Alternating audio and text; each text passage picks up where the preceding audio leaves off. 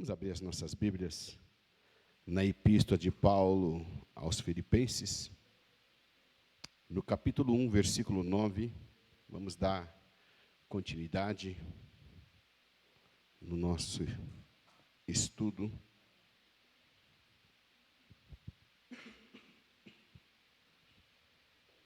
Glória a Deus. Filipenses capítulo 1, versículo 9, vamos ler o 9, 10, 11, 12 e 13 também. Aqui no telão, meus irmãos, para nós ganharmos tempos. Amém? E peço isto, que o vosso amor cresça ainda mais e mais em ciência e em todo o conhecimento, para que aproveis as coisas excelentes, para que sejais sinceros e sem escândalo algum até o dia de Cristo, cheios dos frutos de justiça, que são por Jesus Cristo para a glória e louvor de Deus.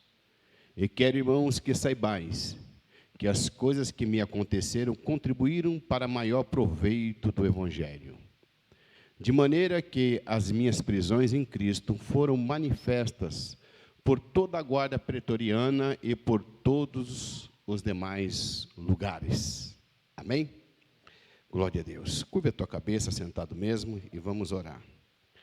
Senhor nosso Deus e nosso Pai, dá-nos a tua graça nesta noite para cumprir o teu propósito, Senhor, sobre a tua noiva, sobre os teus filhos que aqui estão. Nos ajude, Senhor, ó Pai, capacita-nos, dá-nos inspiração, revelação, poder, autoridade, Senhor, para fazer a tua vontade, para que esta palavra de hoje, que é tão importante quanto as demais, ache guarida nos corações e que nós venhamos praticar, Senhor, mais e mais a tua santa e a tua bendita palavra, em nome de Jesus. Amém e amém. Glória a Deus. Meus irmãos, o apóstolo São Paulo, ele, quando chega no versículo 9, após agradecer a Deus pelos filipenses, o apóstolo passa a rogar a eles, ou melhor, a Deus por eles. E primeiro, Paulo diz assim, que o vosso amor aumente mais e mais em ciência e em todo conhecimento. Irmãos, o amor, ele tem um código, ele tem ciência. Muitas pessoas pensam que amor é só dizer assim para a esposa, para o filho, para o marido, dizer assim, eu te amo. Ou às vezes até dizer para o irmão, né? Aquele amor ágape, irmãos, eu te amo em Cristo Jesus. Mais do que simplesmente palavras, o amor, ele tem um código, ele tem uma ciência. E aonde está isso, pastor?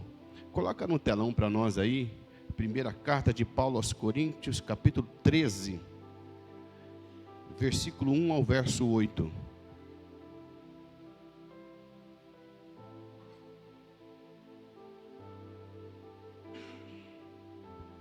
Então vamos ler. Ainda que eu falasse as línguas dos homens e dos anjos, e não tivesse amor, seria como o metal que soa ou como o sino que tine. E ainda que tivesse o dom de profecia, e conhecesse todos os mistérios e todo o conhecimento, e ainda que tivesse toda a fé de maneira tal que transportasse os montes, e não tivesse amor, nada seria. E ainda que distribuísse toda a minha fortuna para sustento dos pobres, e ainda que entregasse o meu corpo para ser queimado, e não tivesse amor, nada disso me aproveitaria. O amor é sofredor, é benigno, o amor não é invejoso, o amor não trata com leviandade, não se ensoberbece, não se porta com indecência, não busca os seus interesses, não se irrita, não suspeita mal, não folga com a injustiça, mas folga com a verdade. tudo sofre, tudo crê, tudo espera, tudo suporta.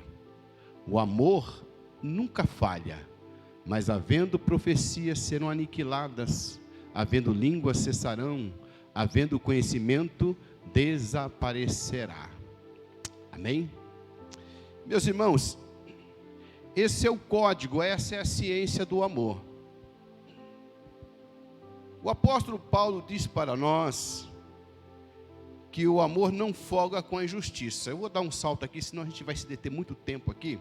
E a maioria dos irmãos já conhece esse texto, até porque toda vez quando eu celebro uma cerimônia de casamento, eu faço questão de ler esse texto ao casal que está se unindo aos laços do matrimônio. E Paulo não está falando isso para um casal, para uma pessoa, mas para o coletivo, para a igreja. Então eu quero pular lá para o final, quando Paulo diz: não folga com a injustiça, mas folga com a verdade. Os irmãos podem perceber que nos dias atuais, muitas igrejas estão sofrendo, estão sendo divididas, esfacelada, dilacerada, por falta da justiça.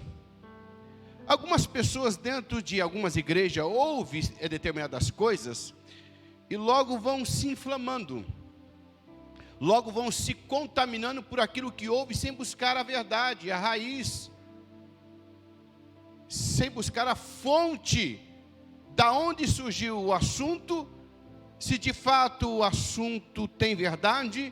E aí você pode dizer assim: ah, pastor, aonde tem fumaça tem fogo. Mas aonde está isso mesmo na Bíblia, que eu não li ainda? Onde tem fumaça tem fogo.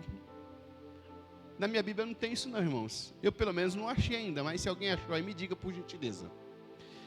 Então, irmãos, nós não podemos, às vezes, pegar um adágio popular, introduzir em algumas verdades bíblicas e fazer disso doutrina. Alguns adágios populares, às vezes você pode usar como, não vou dizer como base, mas como um complemento de uma verdade bíblica. Mas você não pode pegar e inverter isso. Você pegar a verdade bíblica e usar como complemento, como um adágio popular. Isso aí não pode.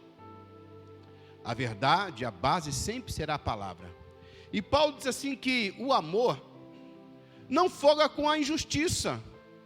Se você percebe que alguma movimentação dentro da igreja, na casa de Deus, está gerando prejuízo, está gerando indignação, está gerando cólera, está gerando contenda, está gerando divisão, você precisa buscar a fonte de tudo isso que está acontecendo. Espera aí, eu quero saber se isso que está sendo dito a mim é a verdade, se tem senso de justiça nisso. Porque às vezes, eu falei isso na escola teológica, e em alguns pontos nós vamos fazer um trocadilho aqui, né, entre os cultos de quarta-feira e a escola teológica. Mas às vezes a gente se inflama por alguma coisa e a gente se enche de razão, de verdade, de autoridade, e a gente quer se impor, às vezes, debaixo da nossa inflamação, como se isso fosse verdade absoluta. E quem falou que a minha verdade é absoluta? Não é. A minha verdade ela é relativa. Eu já falei isso por diversas vezes nesse púlpito. Toda a verdade humana é relativa àquilo que ele sente, aquilo que ele pensa, aquilo que ele vê, aquilo que ele aprende. Mas a verdade de Deus, ela é absoluta, ela é verdadeira, ela é justa. Jesus disse: em verdade eu vos disse. Jesus é verdade. Ele disse: eu sou o caminho, eu sou a verdade, eu sou a vida. Então nós precisamos observar certas movimentações dentro da casa de Deus, se tem a ver com verdade isso que está sendo dito, isso que está sendo semeado. Porque Jesus contou uma parábola uma certa vez e disse assim, que o dono da fazenda, ele pegou e plantou. Os empregados disse isso ao Senhor: olha, nós plantamos semente, nós plantamos o trigo, mas nós fomos ver depois. Aí Jesus falou assim: é que o dono dormiu, e à noite veio um inimigo e semeou o joio junto com o trigo. E o problema, nós temos um grande problema, pastor Adalberto, quando o joio ele se entrelaça com o trigo. Porque os irmãos vejam bem, a raiz do trigo ela é profunda. E segundo os especialistas no assunto, a raiz do joio ela se entrelaça na raiz do trigo, porque ela não tem muita profundidade. Então, quando você vai mexer com o joio, automaticamente você mexe com o trigo. E aí Jesus falou assim: deixa lá. Naquele dia, meu pai vai separar os bodes das ovelhas e o joio do trigo. Mateus 25, a partir do verso 29, 30, por aí, Jesus falou isso.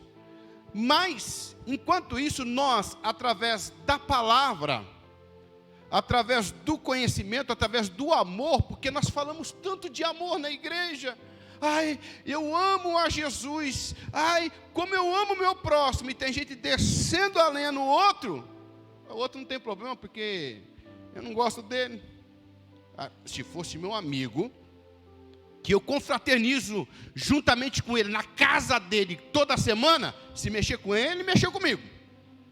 Mas se mexer com o pastor Beto, não quero nem saber. Não tem nem o telefone dele no grupo da igreja. Não tenho nenhum vínculo, nenhum compromisso com ele. Lenha nele. Mas se mexer em alguém que eu gosto, ai, mexeu comigo também. Irmãos, isso a título de corpo não é uma conotação ruim. Só que nós devemos ter o cuidado de perceber essas movimentações e procurar a verdade, porque o apóstolo Paulo diz assim: o amor não folga com a injustiça, mas folga com a verdade. Se eu amo o meu irmão, que é o segundo maior mandamento da Bíblia, amar o teu próximo como a ti mesmo, independente de eu ter uma certa proximidade com ele, se eu me confraternizo com ele, se eu me identifico com ele, se eu tenho empatia a ele, não importa. A igreja é um corpo, todos nós somos irmãos em Cristo. Há um correlacionamento sanguíneo em nossas veias, e é o sangue de Cristo que nós tomamos na ceia mês a mês. E nós precisamos folgar com a verdade. Alguém diz assim: ô presbítero Lucas, rapaz, eu vi o pastor Adalberto fazer isso. Para, irmãos. Você viu? Vi. Você tem prova? Eu só vi. Como é que você viu? Eu estava dentro do coletivo, o ônibus passando assim, e eu vi mais ou menos. Irmão, então vá averiguar se é verdade. Sente com ele e pergunte se isso de fato aconteceu. Observe mais. E outra, não comente com mais ninguém. Vamos para o joelho orar pela vida dele. Essa é a função do crente. Agora sabe o que acontece no nosso dia? Fulano, eu vi. Mas eu vi, estava nítido. O meu óculos é fundo de garrafa. Eu estava sem óculos, mas eu vi nitidamente. Nessa hora o Satanás até aguça a visão do fofoqueiro, do linguarudo, né? Ele enxerga aquilo que nem é para enxergar. Às vezes ele não consegue enxergar a porta da geladeira em casa, mas vê. O amor não folga com a injustiça. Paulo diz assim: quando houver alguma questão contra o meu irmão, eu for tratar com ele, eu tenho que ter 2 ou 3 testemunhas. Hoje está muito fácil. Alguém solta uma nota aí: pastor fulano então não presta. E hoje, irmãos, misericórdia. Infração de segundo, você joga na rede, irmão, o Brasil todo está... É 20 milhões de visualizações. Acabou com a carreira, acabou com a família, acabou com o ministério, acabou com tudo. Então, muito cuidado, irmãos. Haja com amor. Um amor justo, segundo a justiça divina. Jesus falou assim para nós outros: tudo aquilo que quereis que os outros façam por si, faça você para o seu semelhante, para o seu próximo. Por que eu estou dizendo isso? Se eu caio em algum erro, em algum deslize, irmãos, é evidente que eu vou querer que meu caso seja tratado com amor, com carinho, com sigilo, com respeito. Eu já disse aqui em outras vezes, irmãos, e volto a dizer, cada caso, é claro que é um caso diferente. A gente não podemos criar aqui um padrão, um paradigma, e falar assim, todos os casos eu vou tratar assim. Mas houve pessoas no ministério que eu precisei disciplinar, mas quase que nem foi disciplina. Não é porque é da pessoa que errou, porque a pessoa que errou merecia juízo severo, porque o negócio foi grave. Mas é por causa da família, por causa da esposa, dos filhos. Os filhos vão olhar assim, o quê? Meu pai fez isso? A esposa, dependendo da forma que você vai tratar o caso, você acaba com o casamento. Em vez de você lutar, orar, jejuar para unir, para não deixar o diabo dividir. Às vezes o líder, por falta de entendimento, ele é um instrumento para divisão. E nós precisamos tomar muito cuidado. Ah, pastor, mas disciplina é disciplina, pecado é pecado, erro é eu. Eu concordo com tudo isso. Mas a igreja não é minha, não é sua, é dele. E levar uma mulher, e só levar a mulher. Eu não sei como é que eles conseguiram fazer isso, porque como é que uma mulher ela é apanhada em adultério sozinha? Você já parou para pensar nisso? Ó, mestre, o senhor é rabi, o senhor é justo, nós pegamos essa mulher em ato de adultério, e pela lei de Moisés, tem que apedrejar. Se Jesus mandasse apedrejar, ele ia conflitar com a lei romana e ia preso. E se ele falar assim, não vamos apedrejar por causa da lei romana, então você não é profeta, você não é justo. Olha a saia justa. E Jesus falou, você fala o seguinte, aquele que não tem pecado, desce a lenha, pode apedrejar. Aí ele pega, começa a escrever. Eu já disse aqui várias vezes isso, mas a Bíblia de estudo Russell Shedd, no compêndio teológico, no rodapé está escrito, não é Bíblia, mas é um compêndio teológico. Russell Shedd disse que Jesus estava escrevendo o pecado de cada um ali.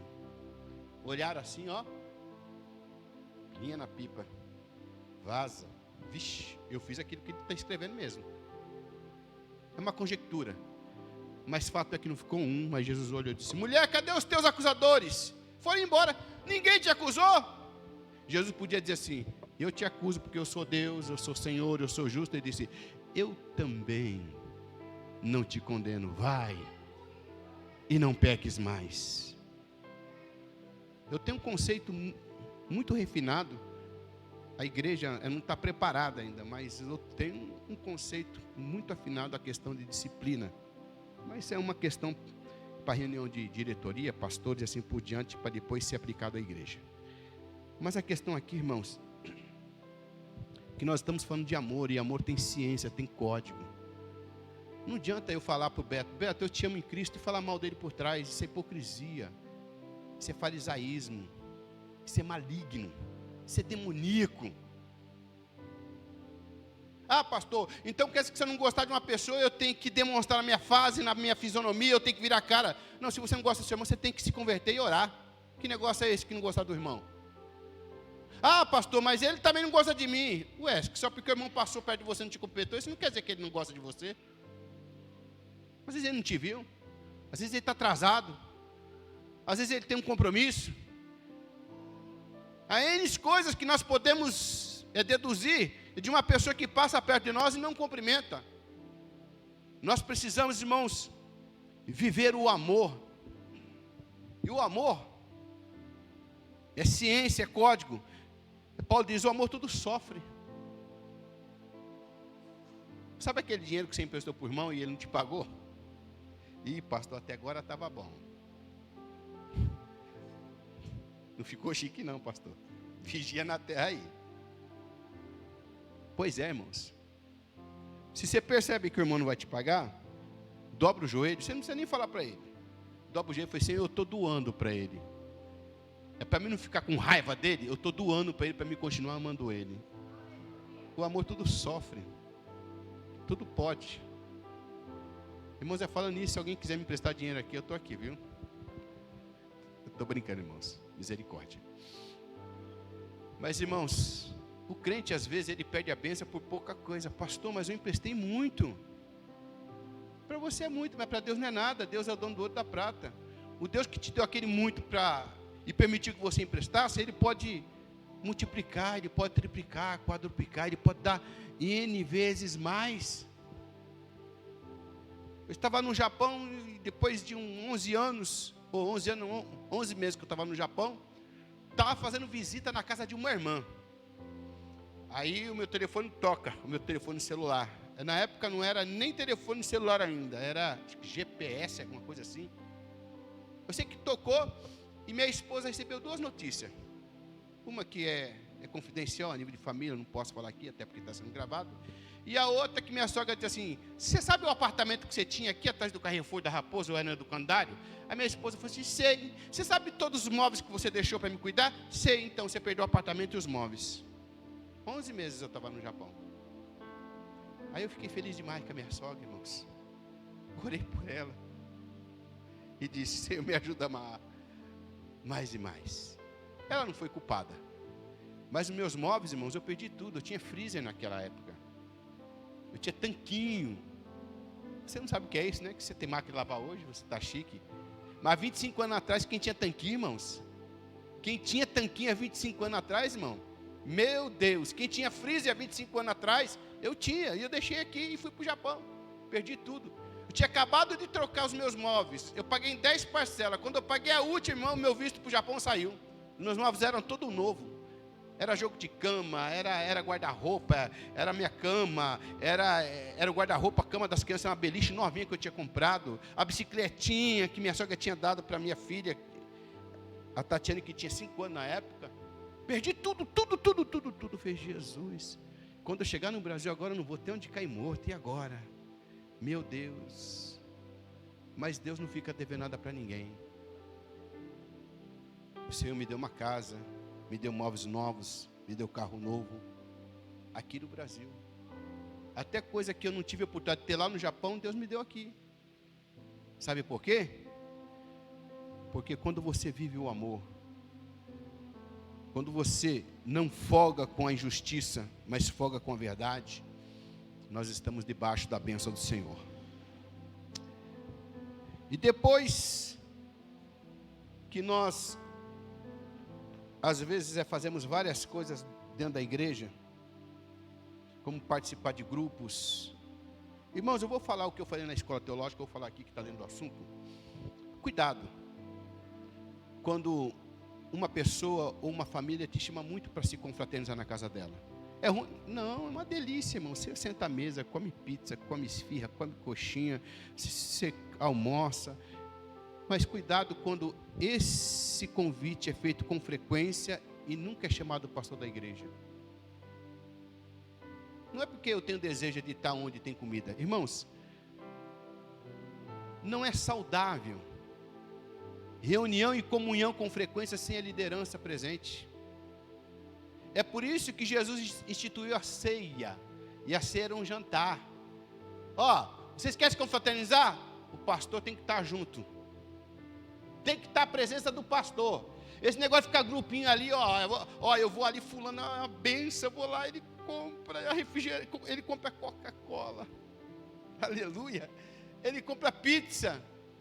1, 2 vezes, irmãos. Glória a Deus.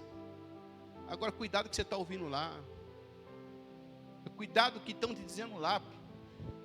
Porque o poder de persuasão, ele é tão forte que às vezes você se contaminou de uma tal maneira que você nem percebeu. É que nem o camarada que chega no boteco. Não, só vou tomar uma só. Depois que ele toma a primeira, meu irmão, ele sai de lá trançando as pernas, chamando Jesus de Genésio. Esse tipo de reunião, pastor Adalberto, é assim. Então, Deus que me perdoe. você viu o culto? Você viu o grupo de louvor? Você viu a direção do culto? Você viu a palavra? Parecia que o pastor estava jogando em direto, porque ele pregava de vez em quando ele olhava assim, ó. E aí fulano, é mesmo, não tinha percebido. Olha lá na live, lá. Aí assiste o culto de novo, aí já assistiu aqui, escuta. Mas é procurando ocasião, é construindo malignidade.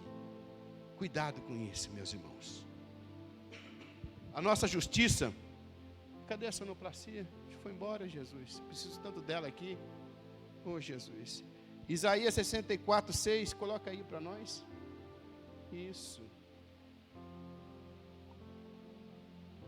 64, 64, 6.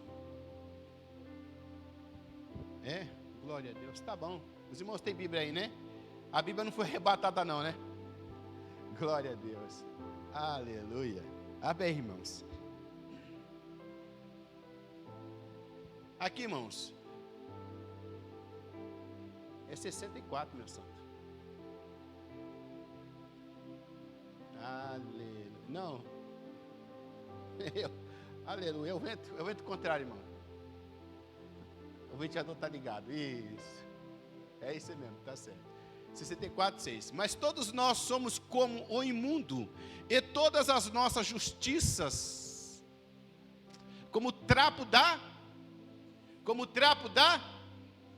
e todos nós murchamos como a folha, e as nossas iniquidades como um vento nos arrebatam.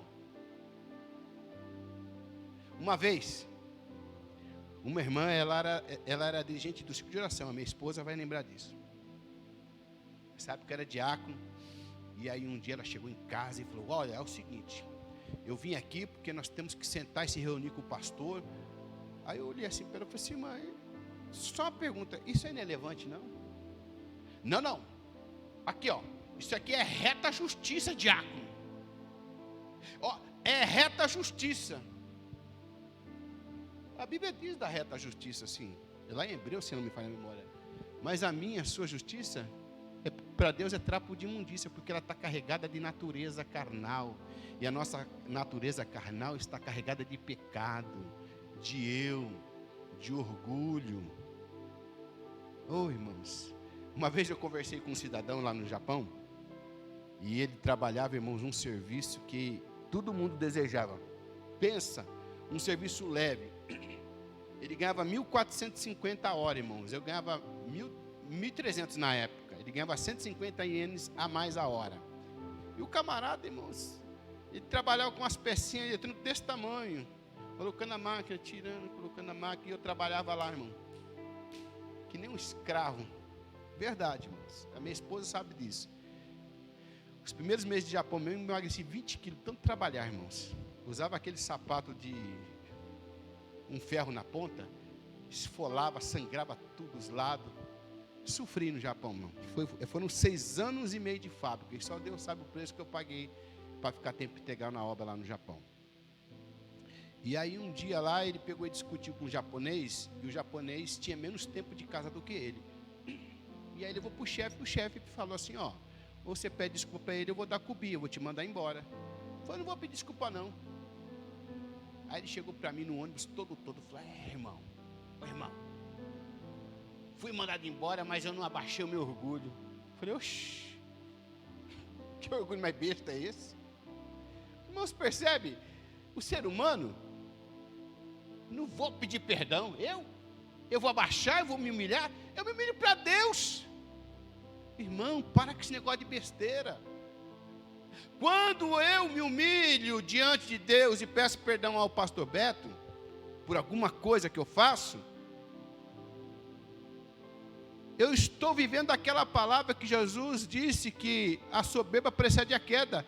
Irmão, tem pessoa que prefere cair, perder, ir embora, se rebeliar do que pedir perdão. Meu Deus do céu, é uma palavra tão simples. Eu sei que dói no coração de alguns orgulhosos, né? Eu falei isso aqui um monte de vezes já, mas tem irmão que não sabe disso. Minhas 2 filhinhas pequenas, às vezes quando brigava, uma com 5, outra com 3. Aí eu falava assim: Tatiane, pede perdão para Karine. Ela travava os dentes assim e falava: perdão. Com 5 anos, irmãos. Aí a Karine com 3 anos, acho que ela está assistindo em casa. A Karine com 3 anos. Karine pede perdão para a Tatiana. Perdão. A lágrima descia assim, irmão. Aí a nossa natureza, irmão, começa de pequenininho, né? E vai crescendo. Irmãos, é tão maravilhoso quando nós temos uma consciência que, embora nós possamos estar carregados de razão, é segundo o nosso conceito, mas, irmão, me perdoa. Irmão, eu pensava isso de você, eu falei isso de você. Irmão, me perdoe em nome do Senhor Jesus. Irmãos, isso é justiça divina. Glória a Deus. Isso é justiça divina. Vamos dar um salto aqui, irmão, senão a gente não consegue prosseguir. Glória a Deus. No versículo de número 10, deixa eu ver aqui. Para que aproveis as coisas excelentes, para que sejais sinceros e sem escândalo algum até o dia de Cristo, cheio do fruto de justiça, nós já falamos de justiça, para a glória de Deus. Versículo 12, e quero, irmãos, que saibais, ou melhor, deixa eu dar só uma pinceladinha aqui no conhecimento, irmãos. Eu preparei aqui uma materinha boa aqui, né? Cheio do fruto de conhecimento que são para a glória de Deus o Pai. O apóstolo Paulo, aqui no versículo 9, ele fala assim, e peço que o vosso amor cresça mais e mais em ciência e em todo conhecimento. Deixa eu só dar uma pinceladinha aqui no conhecimento. Irmãos, eu falei aqui no domingo aqui, e eu vou dar uma pincelada naquilo que nós comentamos aqui no domingo, que o conhecimento é uma coisa que a igreja ela tem que buscar incessantemente. Coloca aqui Oséias capítulo 6, verso 3. Oséias 6, 3. Glória a Deus. Então conheçamos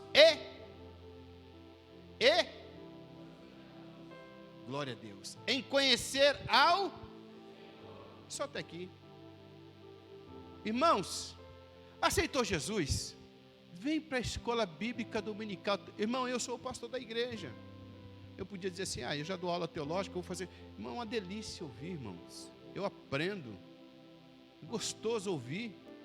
Os irmãos pensam que eu acho ruim de não pregar os domingos? Irmão, eu fico ali me deliciando, ouvindo os companheiros vir aqui trazer a palavra. Os irmãos não sabem a responsabilidade que é estar aqui às quarta-feiras, de manhã, no domingo, ministrando 1h30 de aula teológica. As horas que eu tenho que estar preparando, orando, pedindo misericórdia com todas as limitações que eu tenho. E tem crente que pensa que sabe de tudo, irmão. Ele leu o Salmo 23, o Senhor, meu pastor, nada me faltará. Pronto, sou super crente. O Biblioman, sou homem Bíblia, pronto, não sabe de nada, chega aqui, irmão, gagueja para ler, não respeita nem pontuação, vírgula, ponto e vírgula, irmão, vem para a escola, pelo amor de Deus, conheçamos e prossigamos em conhecer o Senhor, nosso Deus. A vitória de uma igreja está caracterizada pelo nível do seu conhecimento. Por que tem um monte de igreja que tem problema aí? Porque não ensina a palavra, o povo não tem conhecimento da palavra do Senhor. E eu confesso aos irmãos, e peço perdão aos irmãos, que muitos problemas do que nós tivemos aqui na igreja foi por falta disso. Conhecimento, ensinamento. E Deus falou fortemente ao meu coração. E nós voltamos com tudo agora. Bíblia no povo. Amém? Ainda em Oséias capítulo 4, versículo 6. Oséias 4, 6.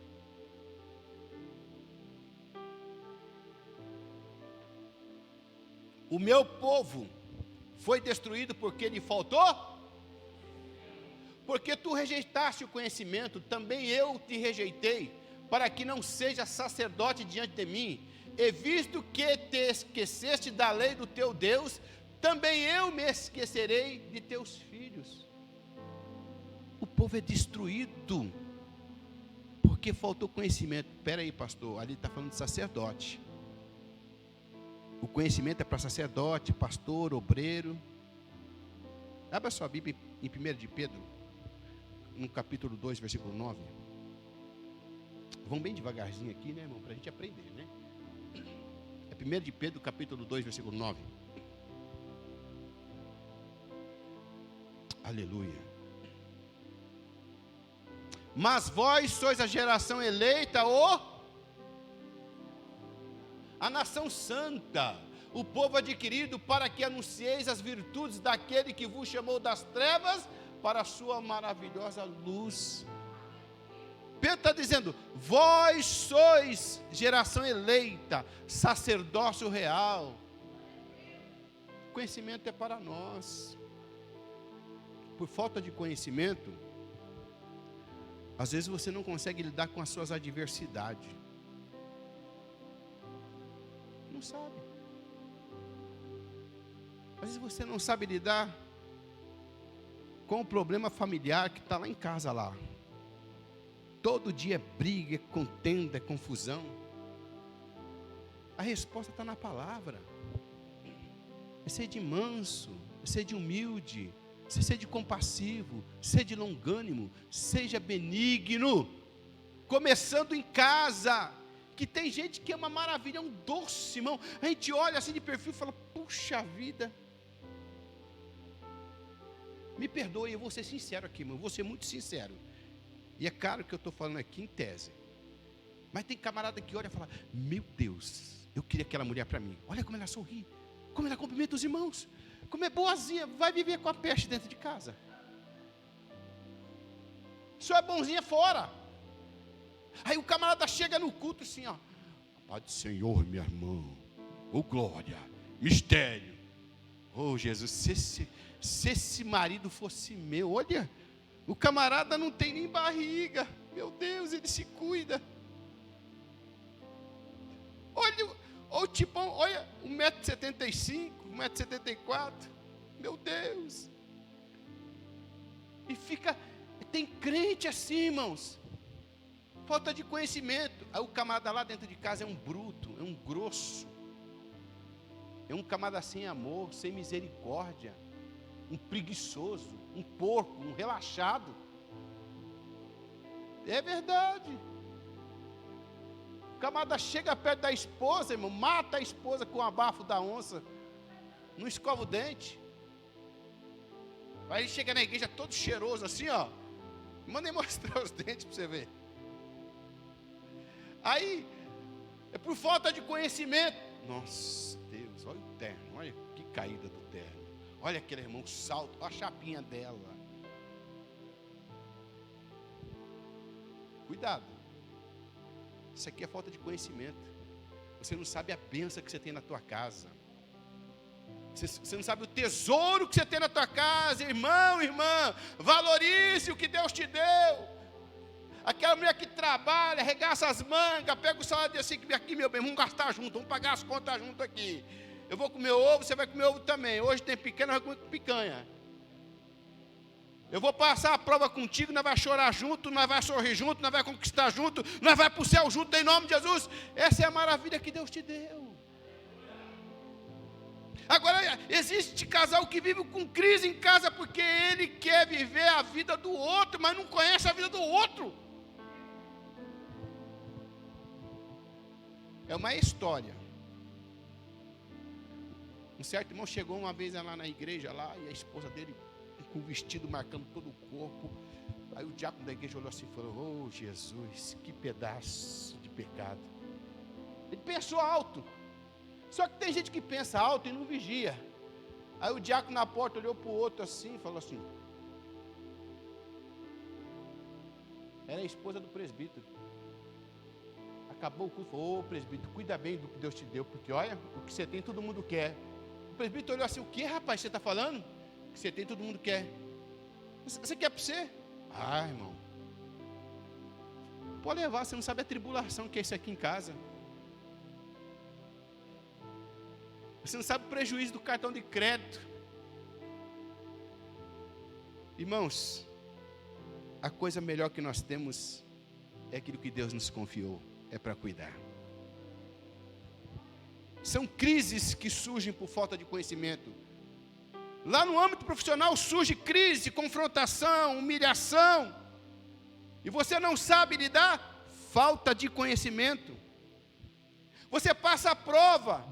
E você pergunta: Senhor, por que a prova? Falta de conhecimento, porque nós falamos aqui na escola teológica, o apóstolo Pedro escreveu na segunda epístola, disse: por que vocês estão estranhando a ardente prova O crente passa prova, passa luta.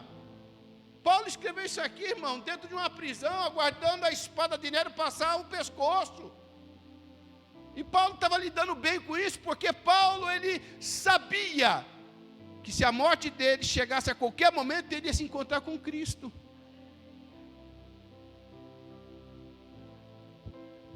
Nós precisamos estar preparados para as adversidades, para as provações. Por falta de conhecimento, pessoas não sabem lidar, irmãos, com a pressão.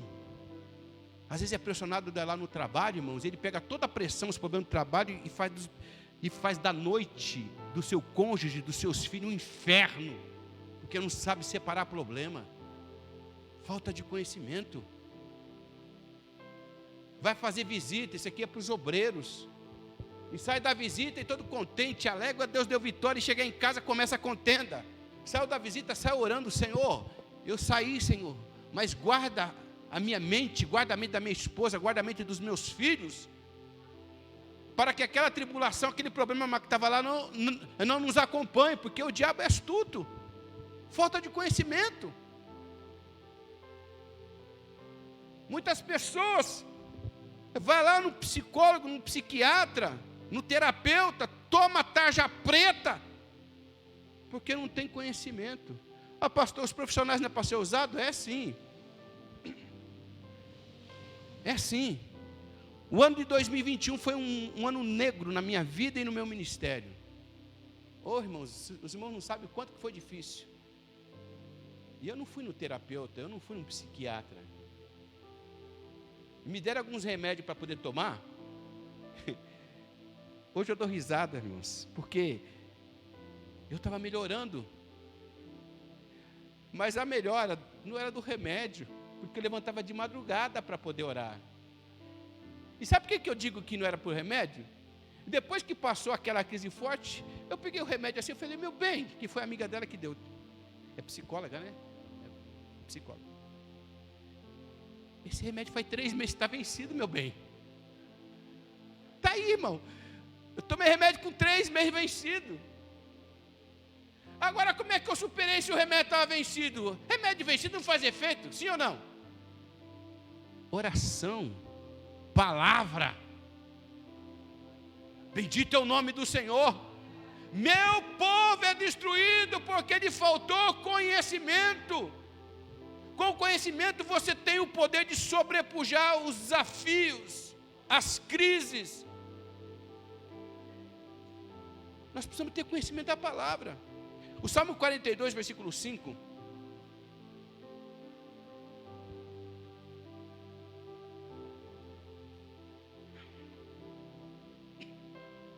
Glória a Deus, cadê?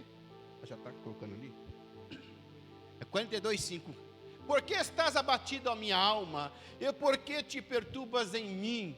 Espera em Deus, pois ainda o louvarei pela salvação da sua face. A pergunta que Davi faz, Salmo de Davi: por que está abatida a minha alma? Por quê? Aqui Davi, primeiro, ele busca a causa, a fonte do problema. Porque tem gente que começa, levanta de manhã e diz: não sei, uma tristeza, uma angústia, não quero comer não. Olha para o marido assim: não te amo mais não. É que coisa do inferno.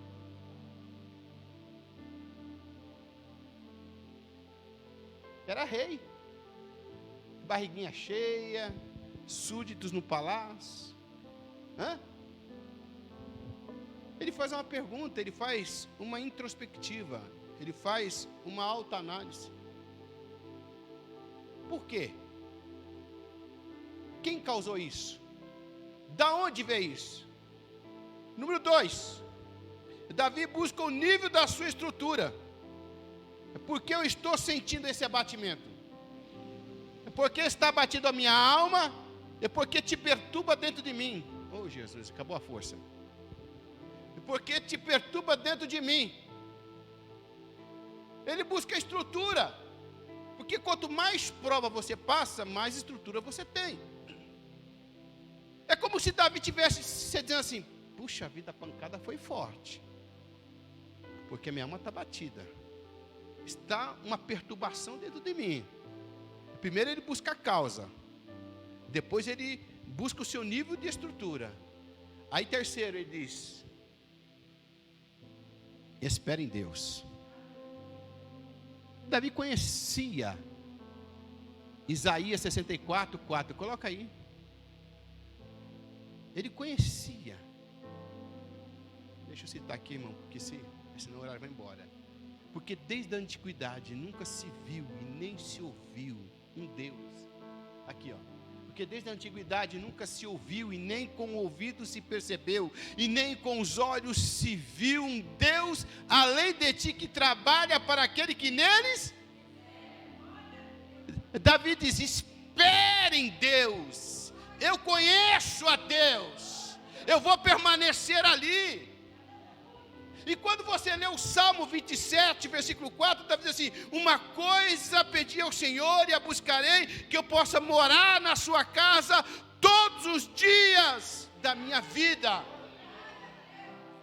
Aprendizado, relacionamento. Aí Davi diz: para aprender no seu tempo e contemplar a sua formosura. Davi tinha prazer em estar na presença do Senhor, na casa do Senhor, coisa linda. Você precisa ter conhecimento. A crise chegou e disse assim: minha alma espera em Deus.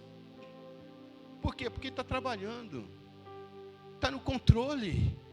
Eu entreguei minha vida a Jesus, aleluia. Ele está no controle da minha vida, Ele está no controle. Você já leu o Salmo 139, se não me falha a memória, o verso 16, que diz assim: todos os dias da minha vida foi escrito pelo Senhor, está registrado. Aí você diz assim: pastor, por que eu passo tanta tribulação? Porque você não é obediente. Porque quando nós somos obedientes, irmãos, o Senhor nos conduz a pastos verdejantes, é o Salmo 23. Guia-me mansamente pelas águas tranquilas, aleluia, refrigera a minha alma. Guia-me pelas veredas da justiça, por amor do teu nome. Ainda que eu andasse pelo vale da sombra da morte, não temeria mal algum, porque tu estás comigo, e a tua vara e o teu cajado me consola. Bendito é o nome do Senhor. É conhecer a palavra. Eu posso passar no vale da morte, mas eu não vou morrer, porque eu estou debaixo de uma promessa. O Deus que trabalha para aquele que nele espera está comigo. Eu vou vencer essa enfermidade, eu vou vencer o desemprego, eu vou vencer a crise conjugal, eu vou vencer a crise moral, eu vou vencer tudo aquilo que sobrevier sobre a minha vida. Bendito é o nome do Senhor. Isaías, capítulo 1, verso 3. Já vai doer um pouquinho, irmão, mas é só para a gente terminar bem, sabe? Isaías 1:3. O boi conhece o seu possuidor e o jumento a manjedoura do seu dono, mas Israel não tem conhecimento. O meu povo não me entende. Algumas versões dizem: o meu povo não me conhece. É por isso que tem muitos crentes frustrados. Ele entra num ciclo de prova e não consegue romper, ele não consegue quebrar, ele não consegue subjugar os desafios. Ele vê o irmão da direita sendo abençoado, prosperando, recebendo vitória, crescendo no conhecimento, crescendo na graça, no conhecimento, e ele não consegue, porque não conhece o seu Deus, não tem relacionamento profundo com Deus. Ai, irmãos, como é bom ter conhecimento da palavra de Deus. Jesus um dia estava lá no deserto, jejuando. Aí chega lá o infeliz miserável. Está com fome? Estou jejuando 40 dias. E o texto diz assim: e tendo fome, momento de fraqueza. Então transforma essas pedras em pães aí e come. Não, rapaz, porque está escrito: nem só de pão viverá o homem, mas de toda a palavra que procede da boca de Deus. Um dia eu chamei um irmão para poder ficar em casa uns dias. Ele estava com uma prova terrível. Ele tinha brigado com a esposa falou assim: você vai, sai de casa e só me volta com o emprego arrumado. Ele era meu cooperador. Para falar a verdade, eu conheci ele, era braço curto. Sabe aquele camarada da braço curto? Ruim de serviço. Aí ele chegou em casa, eu falei: mano, eu vou entrar nessa batalha com você. Vamos fazer um jejum aí de 12 horas. Ele falou: vamos, pastor, vamos. Isso era 7 e pouco da manhã. Não, era 6 e pouco da manhã. Eu levantei, fui levar minha esposa para o trabalho. Já estava tempo pegando a obra. E voltei. E o camarada lá: obreiro, vamos orar um pouquinho? Vamos. Eu vou entrar nessa batalha com você. A partir de hoje nós vamos jejuar 12 horas todo dia, até Deus abrir uma porta de serviço. Vamos, pastor, vamos. Aí quando chegou 11 horas, ô pastor, não dá para ir tomar café não. Está um buraco aqui, está doendo aqui. Ô obreiro, nós começamos o jejum, era 7 horas. É 11 horas, já quer tomar café? Não, pastor, eu vou falar a verdade para o senhor. E eu era pastor dele. Já faz mais de um ano que eu não jejuo. Tá bom, irmão, vamos tomar café hoje. Mas amanhã se prepara para nós jejuar.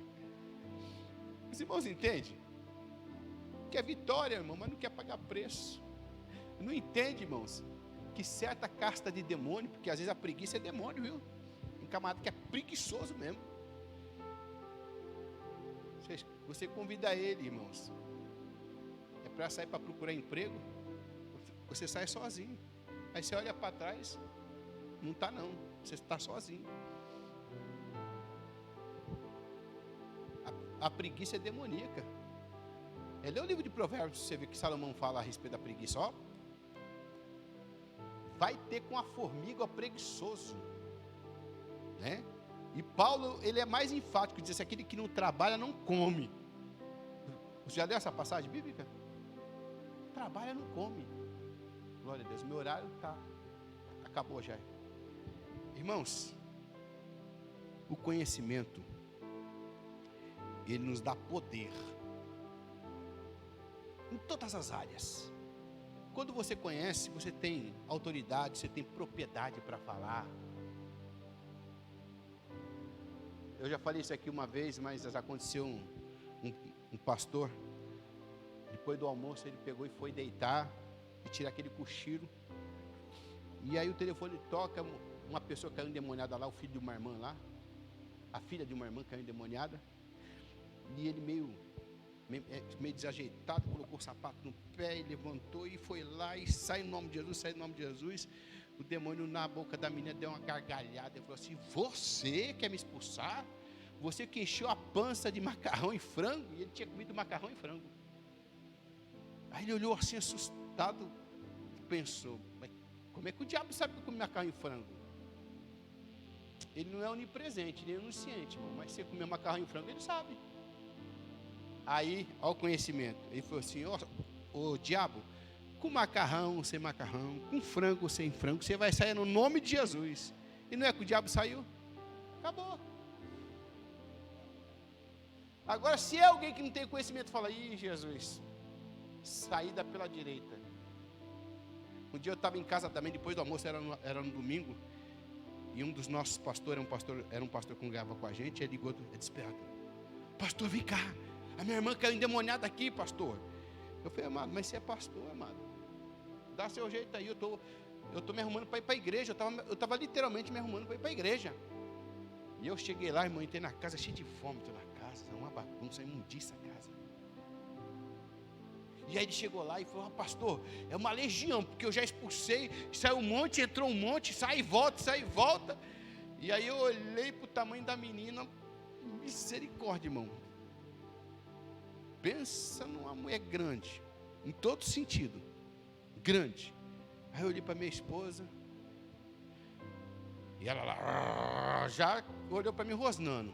Aí eu peguei, ela estava deitada no chão, peguei, agachei, eu falei assim: olha, na autoridade do nome de Jesus, sai deste corpo porque não te pertence. E eu não quero ouvir a tua voz, não quero ouvir palavra nenhuma. Sai em nome de Jesus. Aí eu falei assim: Diga, eu estou liberta. Eu estou liberta. Diga amém, amém. Aí o pastor, acho que já falei quem é, né? Ou eu assim. O que é que o pastor fez? Você viu, orei, obreiro. Orei. Porque era uma legião. Tá bom. Peguei e fui embora para a igreja. Eu e minha esposa. Não durou 5 minutos.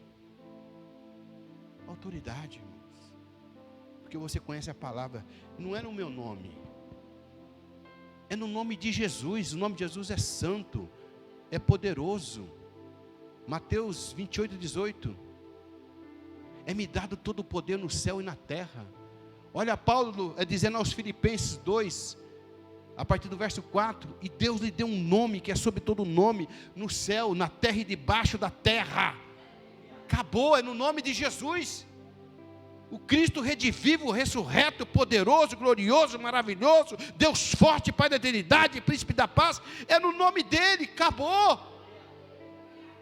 Bendito é o nome do Senhor. Vamos se colocar de pé, meus irmãos. Aleluia.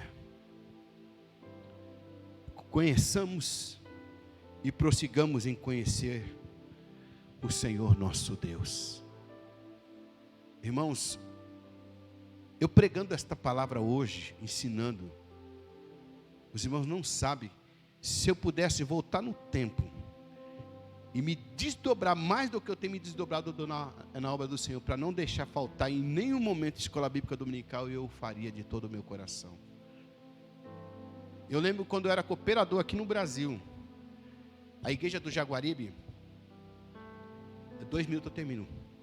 A igreja do Jaguaribe não tinha um obreiro que ia ficar, na época era o Belém. Era uma subcongregação do Belém, o Jaguaribe antigamente. Chegava lá, irmãos, era meia dúzia de crente, ninguém queria pastorear aquele rebanho, pastor Adalberto. Eu era cooperador recém-consagrado, tinha acabado, fazia meses que eu tinha sido consagrado cooperador. Aí o pastor pegou e me chamou e falou assim: irmão Elenilton, você tem coragem de dirigir aquele trabalho lá? Eu falei assim: coragem mesmo eu não tenho não, pastor, vou ser sincero, porque a minha mãe estava lá, os meus irmãos, o meu cunhado, a minha irmã, era tudo família meu. E Jesus falou que profeta na sua pata não tem. Mas, irmãos, eu não sei o que é que Jesus fez. Quando o pastor anunciou que era eu que ia tomar conta, minha mãe chorou, falou: oh, meu filho, que alegria. Eu morava aqui no Educandário, atrás do Carrefour, e o meu irmão todo domingo ia me buscar com o carro dele, irmãos. Um carro com ar-condicionado, porque não tinha vitrô, os vidros, pastor Gilson. Era uma benção, e vinha ventando assim, mano, não precisava nem pentear o cabelo, já chegava tudo abençoado. Era um Fiat, aquele Fiat quadrado, como é que chama? 147, irmãos, com 4 pneus careca. Ele ia me buscar, pegava raposo, irmãos.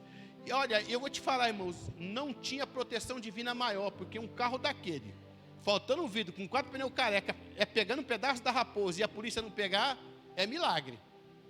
Porque se pegasse, ficava. Acho que por isso eu olhava assim e falava: misericórdia, não vou nem parar, senão dá teta, mas só de encostar. O carro todo enferrujado. Irmãos, ali por 5 meses, a minha esposa e eu, a gente dirigimos aqui trabalho antes de ir para o Japão.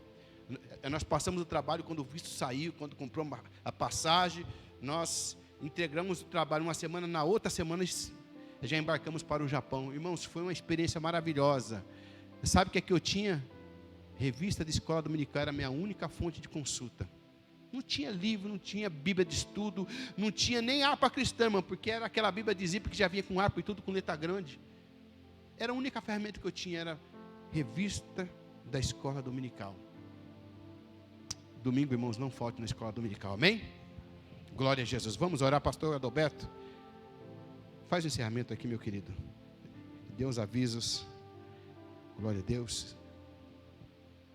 Ah, sim, antes que eu esqueça, amanhã, irmãos, nós vamos fazer a posse do pastor Jurandir no Jaguaribe. Glória a Deus. E depois do culto vai ter uma confraternização. Os irmãos que queiram estão todos convidados, tá bom? Não precisa levar picanha não, viu, irmãos? Tá bom? Deus abençoe. Em nome de Jesus. Amém. Irmãos, sexta-feira nós teremos o nosso culto da vitória, a partir das 7h30, No sábado, às 10 horas da manhã, nós teremos ali em Francisco Morato o nosso culto. Os irmãos que puderem, nos procurem. A partir das 10 horas da manhã, nós estaremos ali para glorificar ao nome do Senhor. E domingo, às 9 horas da manhã, a escola bíblica dominical. Não deixe de vir. Eu cheguei atrasado, pastor. O presbítero, me perdoe. Eu cheguei atrasado, mas eu peguei uns 15 minutinhos da aula ainda e foi bênção do céu. E logo depois, o curso de teologia, né? Teologia básica. Não deixe de vir para aprender mais um pouco da palavra de Deus. Irmãos, escola dominical, que hora? E depois? Vão vir todos, né? Para aprender a palavra do Senhor, amém? São esses nossos. Bazar no sábado. Bazar no sábado também, a partir das 8, 9h30. Quem tiver roupa para doar, irmãos, vai ser bem-vindo, tá? Curva a tua fronte, eu quero orar. Soberano Deus e eterno Pai, Deus de poder e glória, te glorificamos nesta noite pela tua palavra, que veio de encontro aos nossos corações, ó Pai. Obrigado por nos alimentar com a tua gloriosa palavra. Saímos daqui alimentados. Muito obrigado, Jesus. Agora nos abençoe. Abençoa, Senhor, que ao chegar nos nossos lares e colocar a planta nos pés, ó Pai, essa mesma unção, essa mesma graça, essa mesma, Senhor, ó Pai, presença do teu Espírito venha invadir os nossos lares para salvar, curar e libertar em nome de Jesus. Agora despete o teu povo para os seus lares, dando, Senhor, uma semana de bênção e vitória, Senhor, abrindo porta de emprego para aqueles que precisam e necessitam, abençoando a cada um de nós, em nome de Jesus. Estenda as vossas mãos, que a graça e o grande amor de Deus, a doce e as imensuráveis consolações do Pai, do Filho e do Espírito Santo estejam com cada um de nós, não só hoje, mas para todos sempre. Os vitoriosos digam amém. Está encerrado em nome de Jesus.